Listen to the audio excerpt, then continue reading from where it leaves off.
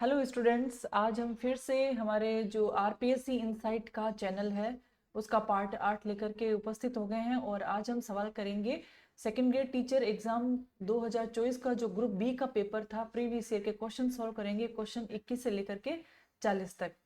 तो आज का पहला सवाल हम लेते हैं। सरकारी योजनाओं का लाभ समाज के सबसे वंचित वर्ग तक पहुंचना सुनिश्चित करने के लिए 24 जून से 9 जुलाई 2025 तक पूरे राज्य में पंडित दीनदयाल उपाध्याय अंत्योदय संबल पखवाड़ा मनाया गया। निम्नलिखित में से कौन सी गतिविधि इस पहल का हिस्सा नहीं थी?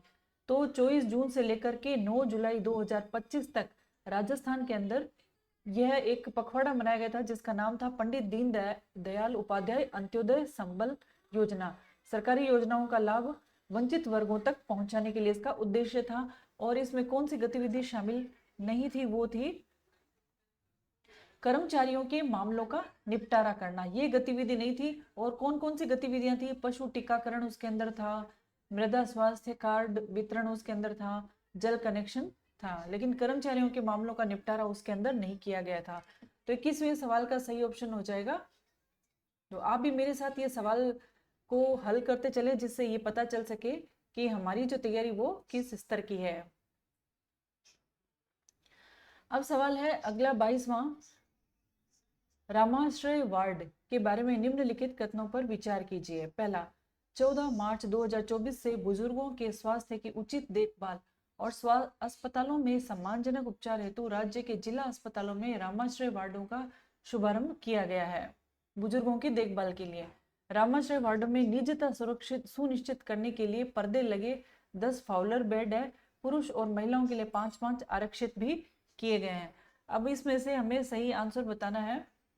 तो जो रामाश्रय वार्ड है वो 14 मार्च 2024 से शुरू किया गया था, बुजुर्गों के स्वास्थ्य की देखभाल के लिए था, सम्मानजनक उपचार के लिए ये वार्ड शुरू किए गए थे।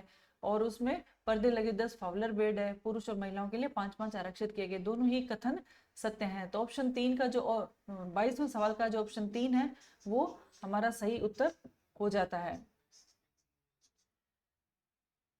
और अब है क्वेश्चन नंबर 23। क्वेश्चन 23 में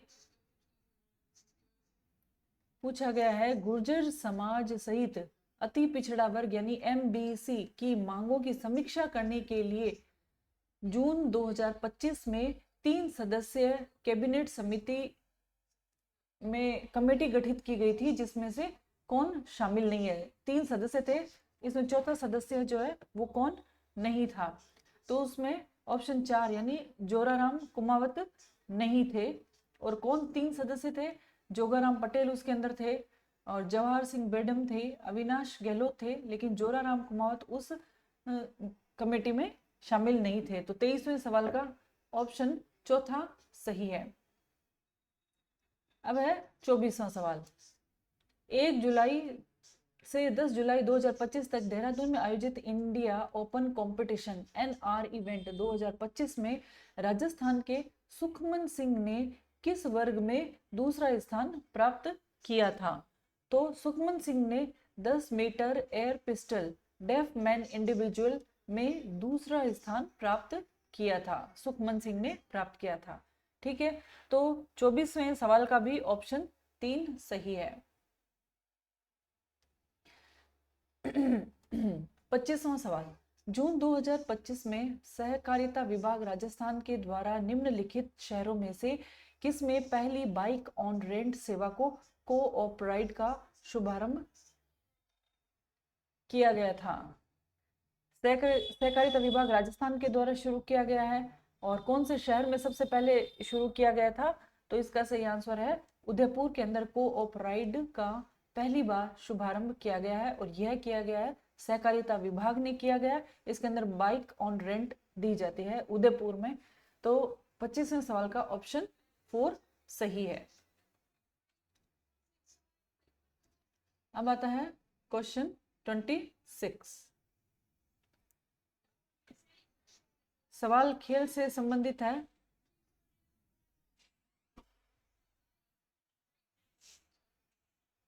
प्रो कबड्डी लीग सीजन 12 में राजस्थान के खिलाड़ियों के संबंध में निम्नलिखित कथनों पर विचार कीजिए। 12 सीजन के अंदर कथन ये दिए गए हैं। राजस्थान के 10 खिलाड़ी मौजूदा सीजन में भाग ले रहे हैं। जयपुर पिंक पैंथर्स के द्वारा रुपए 1.38 करोड़ में खरीदे गए सचिन तंवर नीलामी में राजस्थान के दूसरे सबसे महंगे खिलाड़ी हैं। तो इस दोनों ही कथन जो है यहाँ पर वो सही नहीं है, न तो एक सही है, तो ऑप्शन 4 हमारा यहाँ करेक्ट हो जाएगा। दोनों ही ऑप्शन सही नहीं है। अब इसी तरह से क्वेश्चन 27, कौन सा सुमेलित नहीं है? महासागर के नाम दिए गए हैं, सीमावर्ती सागर के नाम दिए गए, कौन से महासागर का सीमावर्ती सागर सही नहीं है? तो दक्षिणी प्रांत में बंडा सागर सीमावर्ती सागर है, आर्कटिक के अंदर कारा सागर है, और उत्तरी प्रशांत में सुलू सागर है, लेकिन अटलांटिक का बेरिंग सागर गलत है, सुमेलित नहीं है। तो ऑप्शन 3 जो है वो हमारा इस सवाल का सही आंसर हो जाएगा। सवाल नंबर 28, राजस्थान की शाहनूर अली की हाल ही की उपलब्धि के बारे में निम्न कथनों पर विचार कीजिए। नंबर 1, उन्होंने अंडर 12 मिनी जूनियर में वर्ग में राष्ट्रीय तलवारबाजी चैंपियनशिप में स्वर्ण पदक हासिल किया, जीता था। दूसरा कथन है, यह प्रतियोगिता 5 से 7 जुलाई 2025 तक महाराष्ट्र के नासिक में आयोजित की गई थी। तो इसमें दोनों ही कथन सही है। राजस्थान के शाहनूर अली, उन्होंने अंडर 12 यानी मिनी जूनियर वर्ग में तलवारबाजी चैंपियनशिप में स्वर्ण पदक जीता था, और यह प्रतियोगिता हुई थी 5 से 7 जुलाई 25 को हुई थी। कहाँ हुई थी? महाराष्ट्र के नासिक में आयोजित की गई थी। तो ये 28वां सवाल से हमें 4-5 फैक्ट मिल चुके हैं। अब है सवाल नंबर 29।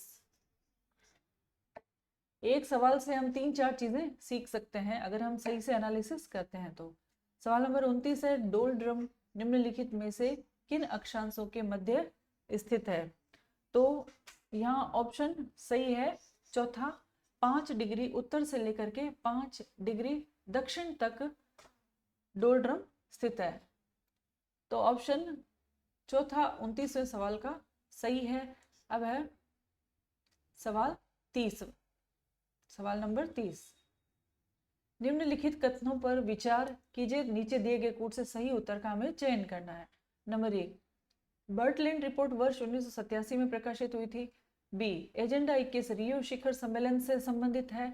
सी, स्टॉकहोम सम्मेलन की मुख्य थीम सतत विकास थी। अब तीनों में से कौन से सही है, कौन से सही नहीं है? तो बर्टलैंड रिपोर्ट 1987 में प्रकाशित हुई थी, सही है। एजेंडा 21 रियो शिखर सम्मेलन में संबंधित है, सी सही नहीं है। तो ए और बी ऑप्शन हमारे सही है। तो ये कहाँ मिलते हैं? 30वें सवाल के ए बी सही है, ऑप्शन 2 जो है वो करेक्ट है। तो 30वें सवाल का ऑप्शन 2 करेक्ट है। आपको ये बताना है स्टॉकहोम सम्मेलन की मुख्य थीम क्या थी। अब आता है सवाल 31, निम्नलिखित में से देशों का कौन सा समूह 2025 तक उनके कुल जनसंख्या के अनुसार अवरोही क्रम में सही ढंग से व्यवस्थित है? घटते हुए क्रम में हमें बताना है, ठीक है। तो इसका ऑप्शन है 4th, इंडोनेशिया, पाकिस्तान और उसके बाद नाइजीरिया। चौथा ऑप्शन जो है 31वें सवाल का सही है। अब 32वां सवाल, कौन सा सुमेलित नहीं है? किम्बरले पठार कहाँ है? बोलिविया है, कटंगा पठार, तासिली का पठार। तो किम्बरले का पठार ऑस्ट्रेलिया के अंदर है, बोलिविया का पठार दक्षिण अमेरिका में, कटंगा का पठार अफ्रीका में, लेकिन तासिली का पठार जो है वो तासिली पठार जो एशिया के अंदर नहीं है। अब आपको ये बताना तासिली पठार कहाँ स्थित है और एशिया का जो सबसे बड़ा पठार है वो कौन सा है। तो यहाँ 32वें सवाल का तो सही जो आंसर है वो है ऑप्शन 4।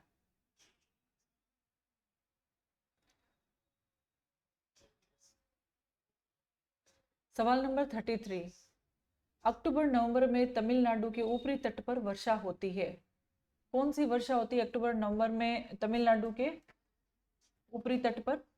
तो इसमें जो सही आंसर है वो है पूर्वी अवदाब एवं अंतः उष्ण कटिबंधीय अभिसरण के खिसकाव के कारण, due to eastern depression and shifting of intertropical convergence. तो ये तीसरा ऑप्शन जो है वो इस 33वें सवाल का सही हो जाता है। अब आता है सवाल नंबर 34। निम्नलिखित कथनों के आधार पर नदी की पहचान कीजिए। कौन सी नदी है उसकी विशेषताएं दी गई है। पहली विशेषता ये है कि भारत में ये हिमालय की नदियों में सबसे पश्चिम में स्थित है। इसका उद्गम बोखरचू के निकट एक हिमनद से है। फिर सी है, इसे सिंगी खंबान के रूप में भी जाना जाता है। डी, लद्दाख श्रेणी को काटते हुए यह एक दर्शनीय महाखंड यानी गोर्ज का निर्माण भी करती है। तो कौन सी नदी है जिसकी ये विशेषता है? तो यह नदी है हमारी सिंधु नदी। सिंधु नदी जो है हिमालय की सबसे पश्चिम नदी है, बोखरचू के निकट हिमनद से निकलती है। सिंधु नदी को सिंगी खंबान के नाम से भी जानते हैं और लद्दाख श्रेणी को काटती है और गार्ज का निर्माण भी करती है। कौन सी नदी? सिंधु नदी। सिंधु नदी इनकी ये सारी विशेषताएं हैं। सवाल 35वां।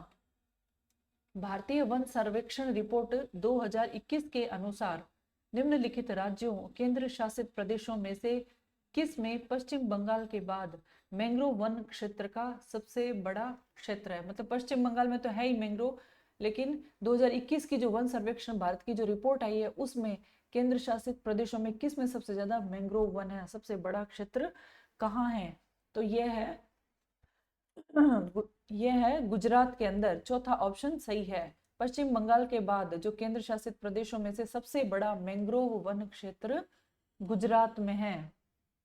35वें सवाल का चौथा ऑप्शन सही है। और अब हम देखते हैं 36वां सवाल हमें आता है कि नहीं निम्नलिखित में से कौन सुमेलित नहीं है। नहीं है को ढूंढना है। 3 सही है, 1 गलत। K2 ट्रांस हिमालय पीर पंजाल लद्दाख में, कुला कांगड़ी कुमाऊं में, करेवाज कश्मीर में, कौन सा सही नहीं है, कौन सा गलत है? तो K2 ट्रांस हिमालय सही है, पीर पंजाल लद्दाख हिमालय सही है, करावेज कश्मीर सही, कुला कांगड़ी कुमाऊं गलत है। लेकिन हमें हमारा सही उत्तर मिल गया ऑप्शन 3। 36वें सवाल का ऑप्शन 3 जो है वो सही आंसर है। और अब आता है प्रश्न 37। भारत सरकार की प्रति बूंद अधिक फसल पहल के संदर्भ में, प्रति बूंद अधिक फसल मिले ये एक पहल शुरू की गई भारत सरकार के द्वारा। कौन से कथन इसमें सही है? पहला, यह पहल पानी की दक्षता बढ़ाने की प्रधानमंत्री कृषि सिंचाई योजना PMKSY का एक घटक है। बी, प्रति बूंद अधिक फसल पहल के अंतर्गत कृषकों को सूक्ष्म सिंचाई की स्थापना के लिए परियोजना लागत के 50% की वित्तीय सहायता भी प्रदान की जाती है। तो इसके अंदर केवल ए ऑप्शन सही है। पहल पानी की दक्षता बढ़ाने की प्रधानमंत्री कृषि सिंचाई योजना यानी PMKSY का एक घटक है। प्रति बूंद अधिक फसल ये भारत सरकार की एक योजना है। तो 37वें सवाल का ऑप्शन जो 1 है, ऑप्शन जो 1 है वो सही हो जाता है।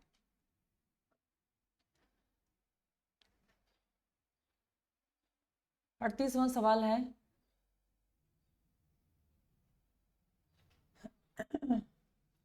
निम्नलिखित युग्मों पर विचार कीजिए। कोयला क्षेत्र कौन से राज्य के अंदर है?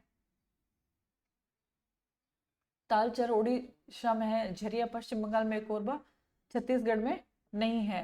तो तालचर सही है, झरिया सही है, ए भी सही है। तो हमारा ऑप्शन जो 2 है 38वें सवाल का वो सही हो जाता है। तालचर का कोयला क्षेत्र उड़ीसा के अंदर है, झरिया कोयला क्षेत्र पश्चिम बंगाल के अंदर है। ये दोनों सही है। तो 38वें सवाल का ऑप्शन 2 जो है वो सही है। ये सारे आंसर RPSC की के अनुसार आपको बताए जा रहे हैं।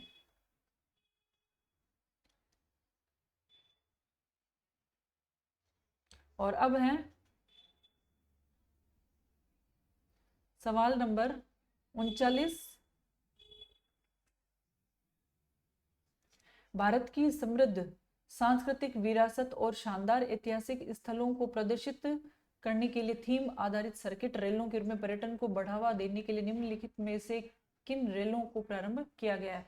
भारत की सांस्कृतिक विरासत है और जो हमारे ऐतिहासिक स्थल है उनको प्रदर्शित करना है। तो एक थीम आधारित सर्किट रेल के रूप में पर्यटन को बढ़ावा दिया जा रहा है। तो कौन सी रेलों का इस हेतु प्रारंभ किया गया है? तो इसका सही आंसर है भारत गौरव। क्या नाम है? भारत गौरव, जो भारत की समृद्ध सांस्कृतिक विरासत, शानदार ऐतिहासिक स्थलों को प्रदर्शित करेगी। भारत गौरव इस रेल का नाम है। अब आ जाता है प्रश्न 40। वर्ष 2023-24 में भारत के लिए शीर्ष 5 आयात गंतव्य अवरोही क्रम में निम्न में से कौन से हैं? भारत के जो शीर्ष आयात गंतव्य है स्थल अवरोही क्रम में हमें बताने हैं, घटते हुए क्रम में हमें बताने हैं। तो इसका सही ऑप्शन है ऑप्शन 3, चीन, रूस, फिर यूएई, उसके बाद संयुक्त अमेरिका और उसके बाद में सऊदी अरब। तो ये ऑप्शन 3 सही होता है। तो स्टूडेंट्स आज के ये थे हमारे 20 क्वेश्चन प्रीवियस ईयर के, जो 2024 में ग्रुप बी के जीके के क्वेश्चन पूछे गए हैं। और नेक्स्ट हमारे जो अगला पार्ट आएगा जो वीडियो का, उसमें हम 41 से लेकर के 60 तक के क्वेश्चन को सॉल्व करेंगे और देखेंगे कि हमारी तैयारी किस स्तर की है। तो आप हमारे चैनल में बने रहिए, साथ ही आप चैनल को सब्सक्राइब जरूर करें, लाइक करें, कमेंट करें, अपने दोस्तों के साथ शेयर करें। अगले वीडियो आने तक थैंक यू।